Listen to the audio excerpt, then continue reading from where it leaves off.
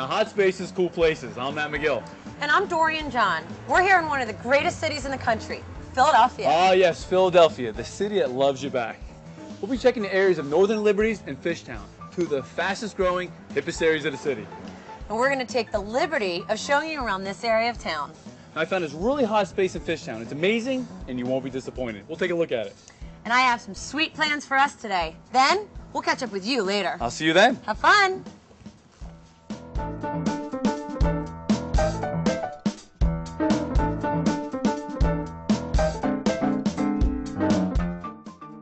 Here we are in Fishtown, one of the rising communities in Philadelphia. And this is Rag Flats.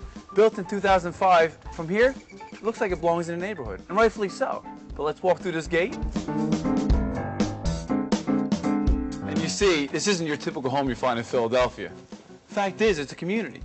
But if you ask these guys, well, they want this new style of urban living to be a lot more typical. Hey, Patrick, the entrance is great to come home to. Thanks. And the courtyard's fantastic. Thank you. It's a new look to city living. Yeah, it certainly is. Now, the first thing I want to ask you is, what inspired you and your team to come up with this concept of urban living? Good question. When we came into this neighborhood, the warehouse was existing. We didn't want to take away from the fabric of the neighborhood, so we renovated it and turned the community into what you see inside. Okay, let me get this straight. I understand you and your partners developed zero-energy, eco-friendly, sustainable forms of urban living? Wow, what a mouthful. Why don't you give us some of the features of the community? Well, one of the features is what we're standing on right here. These are called turf pavers. They grow a blanket of grass over top, and you can still drive on top of them. And the rainwater that comes through them goes back into the ground instead of going into the public sewer system. There's also a vegetable garden over here, composting around the corner, and all of the rainwater gets collected and reused for community use. So no city sewer? There is a city sewer and water system, but it's all for inside. Okay. All the external uses for the rainwater. Well, let's get started. Great. Let's go check it out.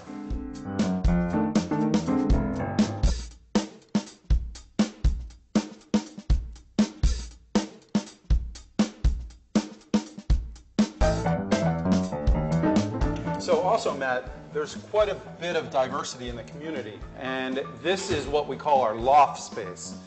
And there are 4 different types of spaces in here. There's the simple row house, then there's the Trinity, and the pavilion, and then 3 of the lofts. This is one of them.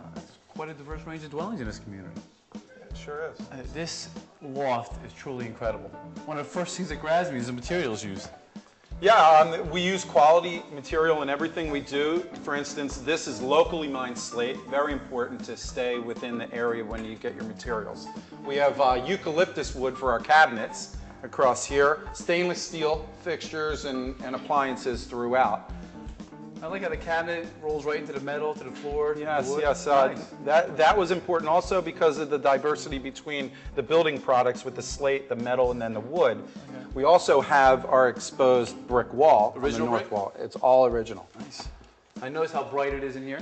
That was very important to us in all of our building types because the light that comes in here also transfers into the back rooms and into the center rooms and allows for no lights being used during the daylight hours. Okay, I understand this is Philadelphia's first zero-energy community. What does that mean? Because when I came to the entranceway, I believe I saw power lines on the window. Good question.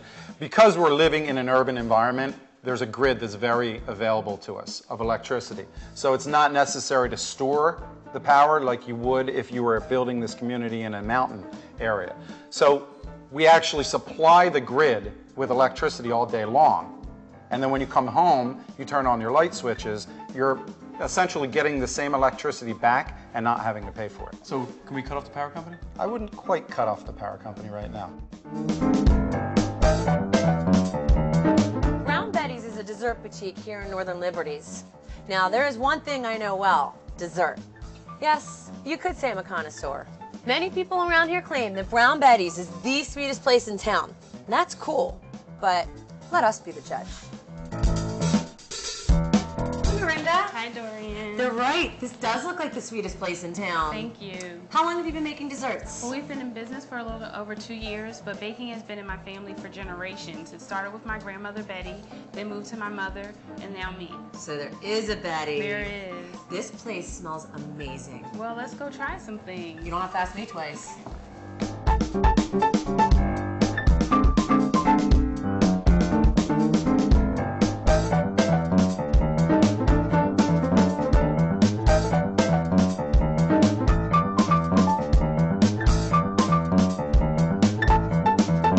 What would you consider your flagship dessert? Well, we're known for our cupcakes, but most of our cupcakes start with pound cake. There's lemon pound, strawberry pound, pineapple pound. It really does start with the pound cake. All this talk about cakes make me hungry. Well, good thing we have some samples here for you to taste. This is our Aunt Eva Says pineapple pound cake with cream cheese frosting. Looks good. Tastes even better. Oh, good. Let me give you something else. This is the Hetty Don't Play. It's a chocolate fudge cake with chocolate buttercream that we make in-house. Rich. What else do you have? Well, we have the strawberry pound over here with the strawberry buttercream, and we have our Betty's buttermilk pound, which has a lemon frosting. How about tasting one of those? I think I have to try the pound cake. Okay. They're all pound cake, but thank you. Good stuff. So, Norinda, are there any secrets or tips to making great cakes that you can share with us? Oh, Dorian, you know that we can't share our secrets. Well, it didn't hurt to ask. Thank you, Norinda, for inviting us into your boutique. You truly are a sweet woman, and this is a very cool place. Thanks, Dorian. Well, I'm very impressed with your community. Thanks. I think this will really challenge developers throughout the city to really consider this style of urban living.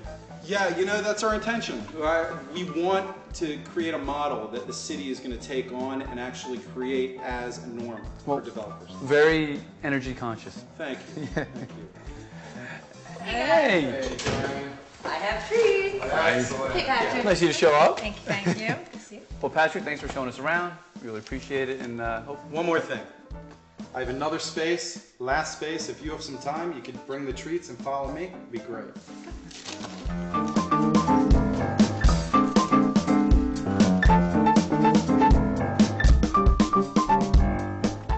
So this is our green roof. This is not our coolest space. Come with me, I'll show you. Wow. This is the money shot. This is unbelievable. I bet it looks even better at night. Oh, it's fantastic. Patrick, well done. You and your partners did a great job in this project, and I hope to see more communities like this throughout Philadelphia. Thanks, man. And nationwide. Patrick, thank you so much. These treats are for you. We thank thank you you. so very much. Greatly appreciated. For more information on the spaces and places you saw today, please visit our website at hotspacescoolplaces.com. And join us next time for more Hot Spaces. Cool places. Bye-bye. Bye-bye.